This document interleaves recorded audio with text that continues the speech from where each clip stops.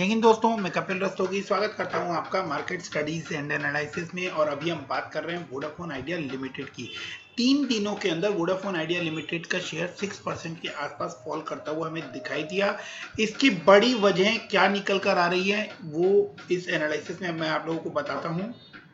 Fundamentally भी एक बार इस शेयर को देखेंगे और चार्ट के ऊपर भी जानने की कोशिश करेंगे कि आगे किस तरह की मूवमेंट रहने वाली है। तो फंडामेंटली और टेक्निकली दोनों एनालिसिस इसमें कंप्लीट किए हैं और एक बड़ा रीजन कि आने वाले टाइम में ये शेयर किस तरह का मूव करने वाला है और अभी ये शेयर क्यों फॉल कर रहा है, ये सभी टॉपिक्स जो है मैं इस वीडियो में कवर करने वाला हूं। तो बने रहिए वीडियो में मेरे साथ। और अगर आप लोगों को ये वीडियो पसंद आए तो वीडियो को लाइक कीजिएगा, चैनल को सब्सक्राइब करके रख लीजिएगा सो दैट कि आगे आप लोग कोई इंपॉर्टेंट अपडेट मिस ना करें।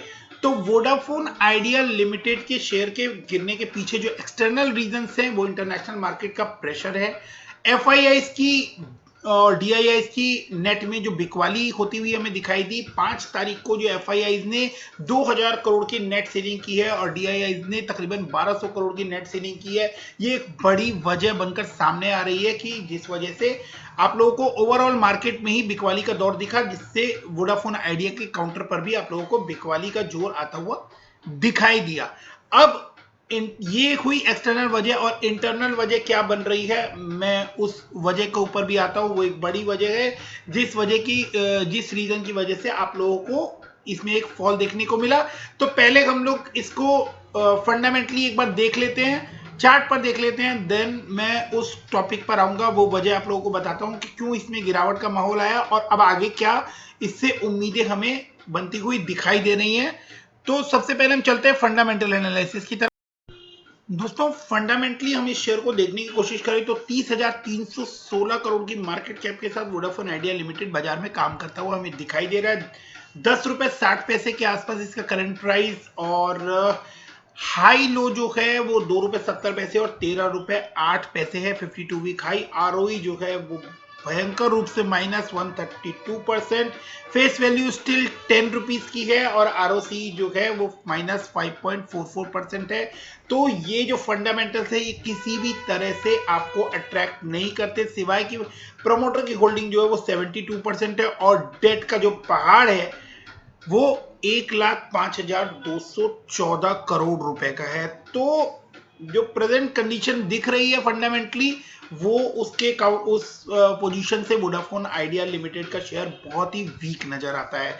आगे हम इसको प्रॉफिट एंड लॉस पर देखने की कोशिश करते हैं कि प्रॉफिट एंड लॉस पर ये शेयर किस तरह का नजर आता है।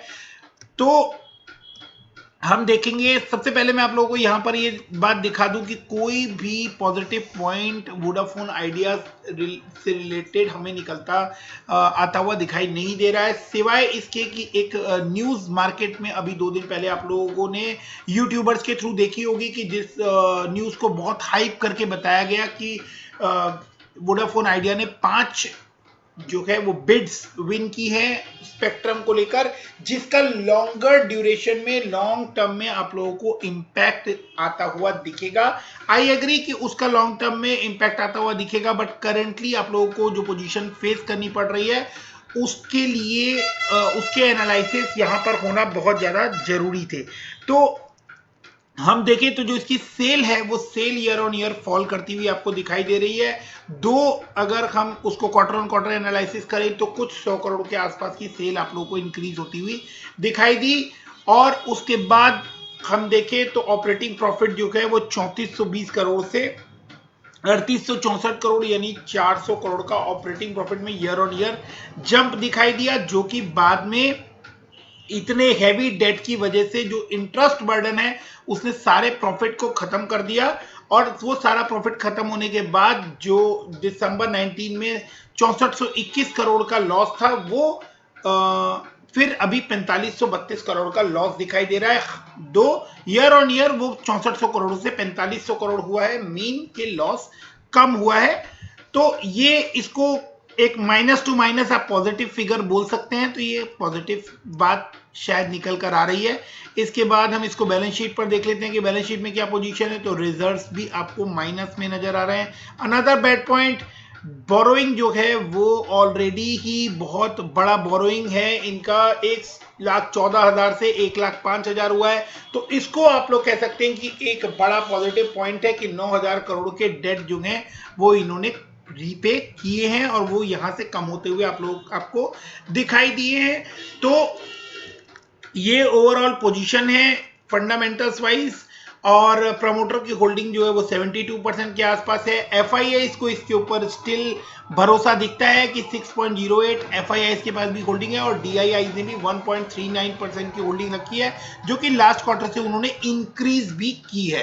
तो ये फंडामेंटल लेवल पर हमें बात समझ में आ रहा है कि फंडामेंटली इस शेयर में कुछ ऐसा नहीं नजर आ रहा जो कि अट्रैक्ट करता हो। आगे हम इसको चार्ट पर देखने की कोशिश करते हैं और समझने की कोशिश करते हैं कि चार्ट पर ये जो है किस तरह का हमें ट्रेड करता हुआ नजर आ रहा है। तो चार्ट पे मैं आप लोगों को इसको दिखाने की कोशिश करता हूं, और इसके अंदर हम लोग आरएसआई लगा के देखते हैं कि क्या पोजीशन बनती है। तो आरएसआई आप लोग देख सकते हैं कि आरएसआई 40 के आसपास का आरएसआई आप लोगों को इसके अंदर नजर आ रहा है, जो ऑलरेडी 50 से नीचे है। मीन की ये इस समय बियरिश जोन में आप लोगों को ट्रेड करता हुआ नजर आ रहा है, जहां पर एंट्री पॉइंट नहीं बनता है। तो कोई फ्रेश बाइंग में रिकमेंड नहीं करने वाला हूं। दो एक अच्छी न्यूज आ गई है, और बहुत सारे लोगों ने आप लोगों को इसके ऊपर इस तरह के वीडियोस बना के दिए हैं कि आप लोग इसको बाय कर लें और ये अब एक मल्टी बैगर बन जाएगा या बहुत बड़ा कोई रिटर्न दे देगा। तो दोस्तों वो लॉन्ग टर्म का, बहुत लॉन्ग टर्म का पर्सपेक्टिव है, और शॉर्ट टर्म में आप लोगों के पेशेंस जवाब दे जाएगा और आप लोग इसमें खुद को फंसा हुआ महसूस करेंगे। तो किसी भी तरह की बाइंग करने के पहले अपने आप को पूरी तरह से कंप्लीट स्टडी के साथ ही आप लोग आगे बढ़िएगा। मूविंग एवरेज इसके ऊपर हम लोग लगाकर देख लेते हैं कि मूविंग एवरेज किस तरह का रहने वाला है। तो मैं आप लोगों को यहां पर मूविंग एवरेज लगाकर दिखा देता हूं, और 44 डे मूविंग एवरेज यूज करते हैं। 44 डे मूविंग एवरेज के भी नीचे ये ट्रेड करता हुआ आपको दिखाई दे रहा है, और तकरीबन जो पोजीशन बन रही है वो पोजीशन है कि ये अपने 200 डीएमए के आसपास काम करता हुआ, टच करता हुआ आप लोगों को दिखाई देने वाला है। ऐसी संभावनाएं बनती नजर आ रही हैं।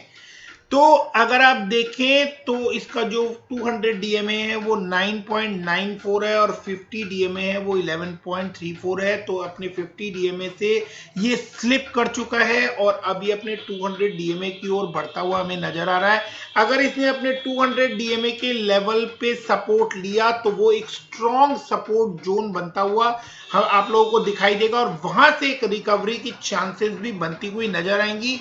मतलब कि अभी भी इस शेयर में तकरीबन 60-70 पैसे का फॉल होने की संभावना है। उसके बाद एक स्ट्रॉन्ग सपोर्ट लेता हुआ ये शेयर आप लोगों को दिखाई देगा। आप देखें तो 200 डीएमए की लाइन पर पहले भी इसने कई बार सपोर्ट लिया है, बहुत शॉर्ट होराइजन में सपोर्ट लेके देन उसने वहां से आप लोगों को रैली दिखाई है। तो चांसेस बनती है कि 200 डीएमए जो है वो इसके लिए एक स्ट्रॉन्ग सपोर्ट जोन का काम करेगा, और वहां पे आप लोगों को वो जो बड़ी न्यूज निकल कर आई थी कि वोडाफोन ने स्पेक्ट्रम में बिड्स में 5 जगह बढ़त हासिल की है, उसका भी इंपैक्ट आप लोगों को आता हुआ उस टाइम पे दिखाई दे जाएगा। अब करेंटली इनकी कौन सी ऐसी न्यूज निकल कर आई जिसका इंपैक्ट इस तरह का हुआ कि ये अपने 50 डीएमए से फॉल करता हुआ आप लोगों को दिखाई दिया। एक्सटर्नल रीजंस मैंने आप लोगों को बता दिए, इंटरनल रीजंस अब मैं आप लोगों से डिस्कस करता हूं। तो इंटरनल रीजंस अगर आप देखें तो share of Vodafone Idea slipped over 4% to 10.53 on the BSE in intraday trade on Friday amid reports that the debt-laden telcos fundraising plan have landed in a soup।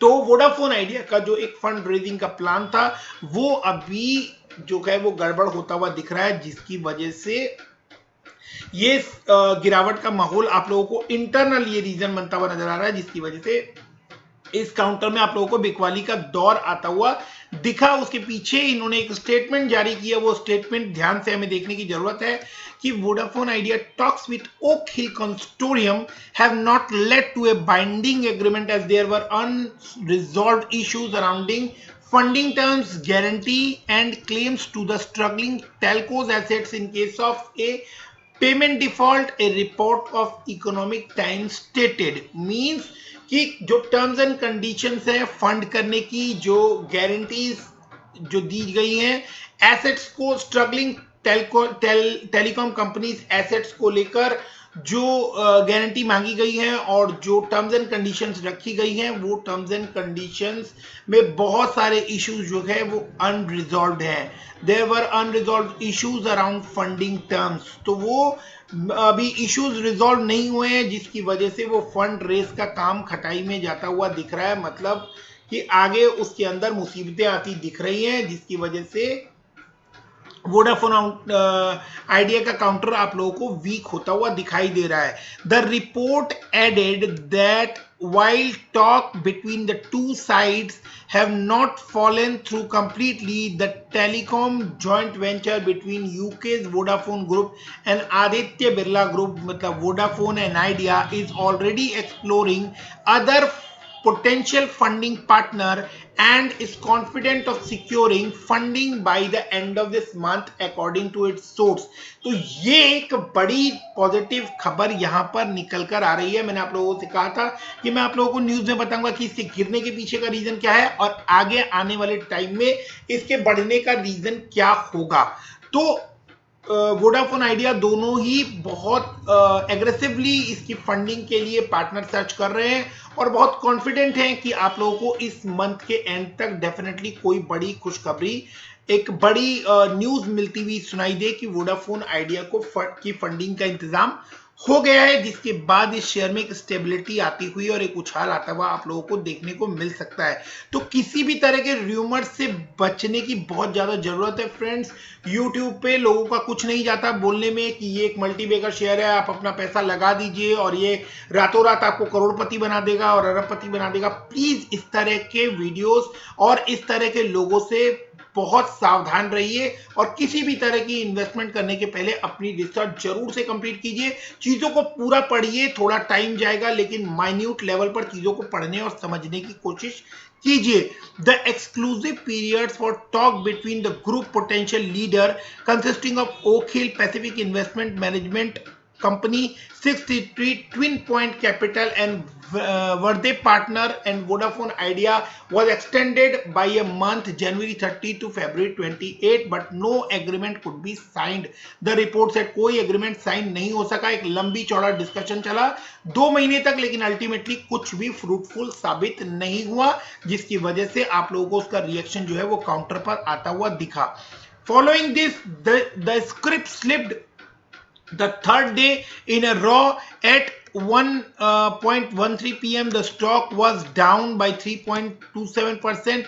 At 10.64% the share 0.24% decline to 15,693 in S&P BSE Sensex. तो ये फिर उसके बाद फिर से fall होता हुआ दिखाई दिया 0.24% और अभी ये पोजीशन बनती हुई नजर आ रही है. The company for third quarter financial year had reported narrowing of consolidated loss. जो मैंने आप लोगों को फंडामेंटली दिखाया, इसीलिए फंडामेंटल एनालिसिस जरूरी होते हैं. मैंने आप लोगों को वहां पर दिखाया कि लॉस इनका कुछ कम होता हुआ हमें दिखाई दिया है, जो कि एक पॉजिटिव साइन बनता है.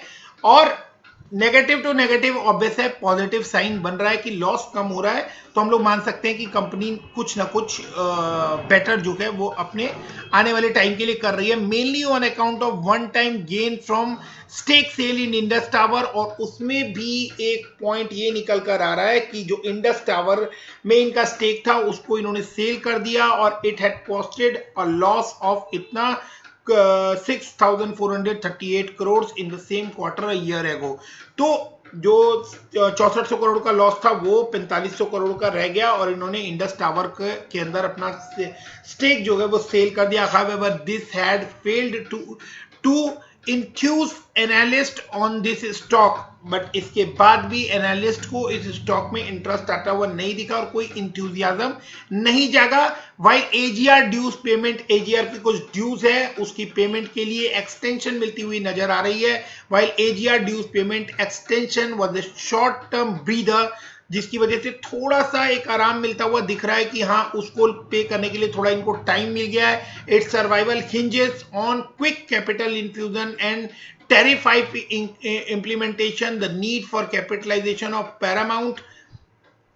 paramount important mainly due to its lagging spend on network and relative market share losses. We will monitor triggers like fundraise, tariff hike before changing our stance.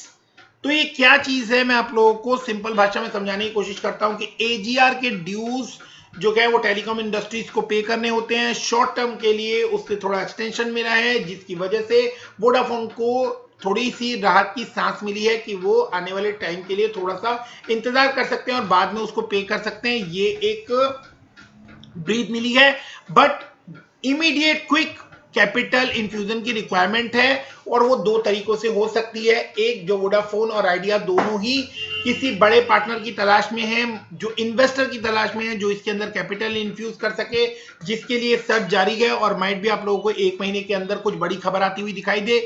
दूसरा है कि वोडाफोन आइडिया टैरिफ हाइक करे, तो tariff hike करने में भी बहुत बड़े इश्यूज सामने हैं क्योंकि कंपटीशन बहुत ज्यादा है। अगर किसी भी तरह का टैरिफ हाइक होता है तो उसका डायरेक्ट इम्पैक्ट सेल पर पड़ने वाला है। तो इस बात के ऊपर भी हमें पूरी नजर बनाए रखनी होगी कि किसी भी तरह के टैरिफ हाइक के ऊपर या फंड रेस के ऊपर किस तरह की न्यूज आती है उसके ऊपर ही आप लोग अपनी स्टडीज, अपने प्लानिंग, अगर कोई फ्रेश बाइंग करना चाह रहे हैं तो उसके ऊपर ही उसको पूरी तरह से जानने समझने के बाद ही कोई प्लान बनाएं। तो दोस्तों यहाँ पे मैं अपनी एनालिसिस खत्म करता हूं। मैंने टेक्निकली आप लोगों को बताया कि ये 200 डीएमए के आसपास आता हुआ दिखाई देगा और माइट भी वहां पर एक स्ट्रॉन्ग सपोर्ट जोन बनता है तो वहां से एक रिकवरी लेता हुआ भी दिखाई दे। तो आप लोग इन सब चीजों पर बारीकी से नजर बनाए रखिए।